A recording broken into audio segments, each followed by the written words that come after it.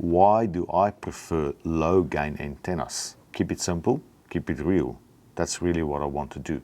Now, the whole topic of high gain versus low gain is potentially quite contentious. So I'm just going to tread lightly here and just want to say, I have a preference for lower gain antennas because high gain can be flawed with a lot of risk and mistakes.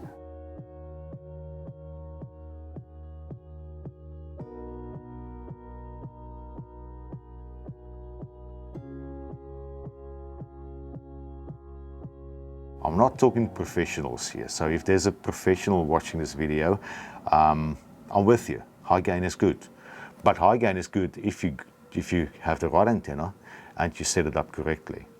And that's where the problem is, that like with Helium at the moment, in the Helium network, you have a lot of installers and installations that may not have the right selection, and there might be choices of antennas available, because there's obviously a whole raft of options available now, free websites, not free, but cheap websites, and unknown brand options out there, and you can have a lot of mistakes. I just want to explain what is potentially going wrong if your high gain antenna that you bought on the internet is not doing what it's doing.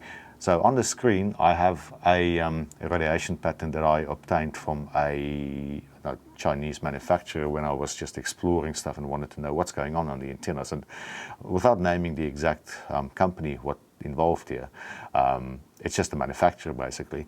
They sent me this radiation pattern, and hand on heart said, that's the antenna, this is what you will get if you buy a 5.8 or a 6 dBi antenna. Now, if you look at the plot on the left, you'll see it basically has a little bit going on the horizon, but it seems to have a big bubble going up towards the top.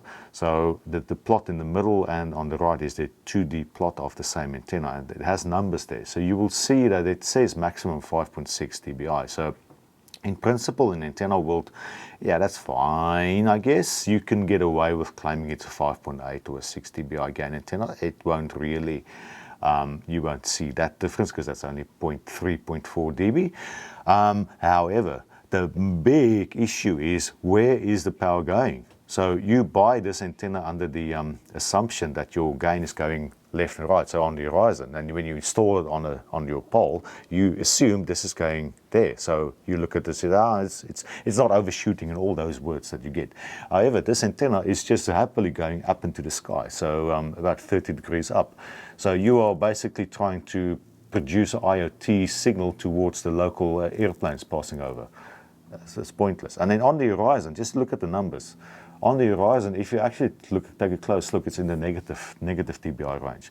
So why this happens is you actually need to do a good design when you go higher, because you have multiple elements. You have an element here and on top and on top. Each of them needs to be properly excited or fed with a nice feed network. And if you have the phasing wrong, if the distances between them is wrong and the spacing is wrong between the elements, which is actually part of the whole beauty of the design. You can't just have a resonator that does good at 900 megahertz and put two of them together and just say, oh, I'll just feed them together. You need to have the spacing correct, and you need to have the phase in between them with the feed network correct. So it's two things that is really important as an antenna design company. If you don't do that, this is the kind of stuff that's going to happen. It's just going to break completely. So there we go. That's a high gain antenna. It's a 5.86 dBi gain antenna you can buy for cheap on the internet from some of the, like eBay and so forth. You're likely to get that. Not great. Not great at all. So why do I then prefer low gain? First of all, the radiation patterns is probably going to be much more predictable. To be perfectly honest, I'm loving the HNTenna. I have one running here, and I have a few customers here in Adelaide also running them, and the results are incredible. First of all, the gain that you get on the horizon with a single antenna is going to be what it is, because it's basically a good, reliable dipole. Not bad at all. So on the left is just a screenshot taken from the MP antennas or HNTenna website. You can see it's just a classic dome, as opposed to the previous image that I had, which was all over the place and actually going 60 degrees up. This is a nice gain, so you know you have 3 dBi and it's going to the horizon. That's what you expect. Whereas the other antenna, which you put on your roof, you think it's a 5.8. So you set your system, your Helium hotspot, to have a 6 dBi gain. Meantime, on the horizon it's -3. This is 6 dBi better. because it's a better antenna. And then if you see the 2D plot, which is the cut, it does exactly what it needs to do on the horizon, and to quite happily setting up. Now the scale there, just to be fair, the scale that they use on that plot is actually just a reference to 0. That's not an absolute plot. That gets done a lot in the internet. So people will tell you this is a 3 dBi antenna, and there's the radiation pattern. So the pattern may be normalized to 0, and then you just have to scale everything so the maximum equals to actually having a 3 dBi gain. So it's two different ways of looking at that. That's the HNTenna, which is a low gain antenna, and it's performing really well. But don't take my word for that. Just have a look at some of the results that we are seeing in Adelaide. So this is actually, it's not mine, but it's a customer of ours that is living nearby. He replaced a high gain Omni with this low gain Omni, looking for better coverage in his immediate vicinity, because obviously, as we know, it doesn't overshoot, but you still have better coverage in your immediate base below you. And he used to get a link to what we have, it's called Dublin. It's not Dublin in Ireland, it's just a very small town up north from Adelaide, about 70, 80 kilometers far north.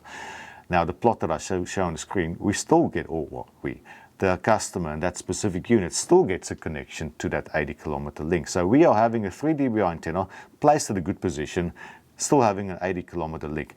Now it is important to note that the RSSI is lower, so we could see that it actually has reduced the power level that goes there, but you still achieve those kind of links at distances with a 3 dBi HNTenna. That's kind of what more do you want? Because the thing is, if you think about it, and this is now me talking from personal opinion about IoT and where things are supposed to be heading for IoT and Helium in general, you want your base station, you want your hotspot to be servicing all the devices and things that you are in your immediate vicinity. So let's say the 10 kilometer radius around you, which is already quite a big radius, you want everything to go to ground there. You want everything to happen there. A low gain antenna is going to do that. It's not that it's inferior, it's actually just going to be much better in your immediate vicinity. Because if you say, well, I can get with a high gain antenna a range of 80 kilometers, and this high gain I have witnesses up at 80 kilometers. I'm not an IoT device or software expert, but I don't think that unit will actually have a very high chance of linking to devices on that range. So why would you actually try to get to that range where you can actually get a low gain antenna and serve your immediate vicinity so much better?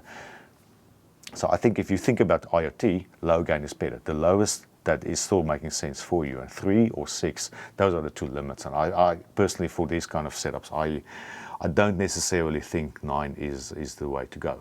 And then there was another one I want to show, which is actually one that we use ourselves here in the workshop. And there's a photo on the screen as well of the antenna on the workshop here. Now, you need to know Adelaide to know how useful or awesome that is, because we're actually on the south, and the south is behind a bit of a hill. People know it. That's why they look down on us, because they say, "Oh, you guys on the other side of that hill." But now that white dot, that's where we are. We're on the other side of that hill. Yet we have witnesses going all over the town on the other side. So I'm happy. This is HNTenna again. It goes north and it goes south.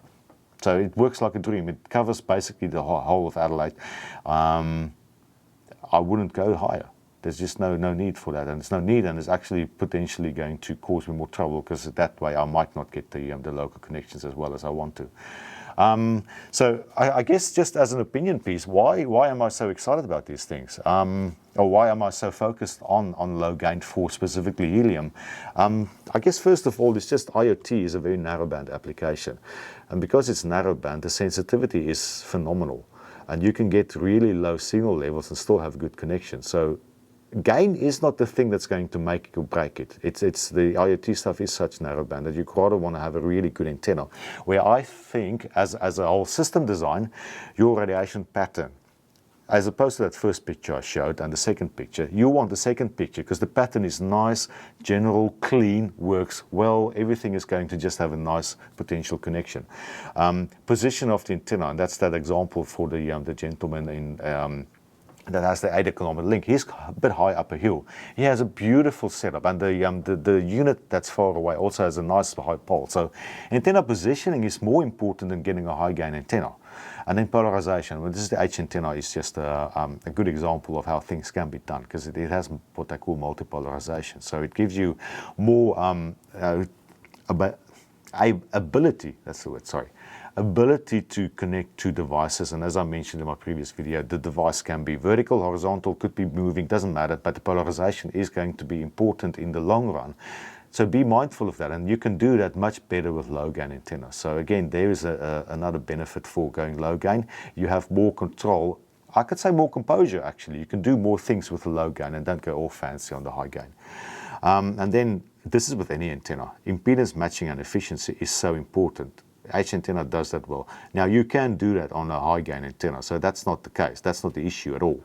But it's just, if you have a bad impedance match, if you don't have good antenna efficiencies, there's actually going to be additional losses that you introduce that will hurt you. And with a low gain antenna, where the antenna itself, the structure is simpler, it's much easier for us as designers to keep it simple and get it right.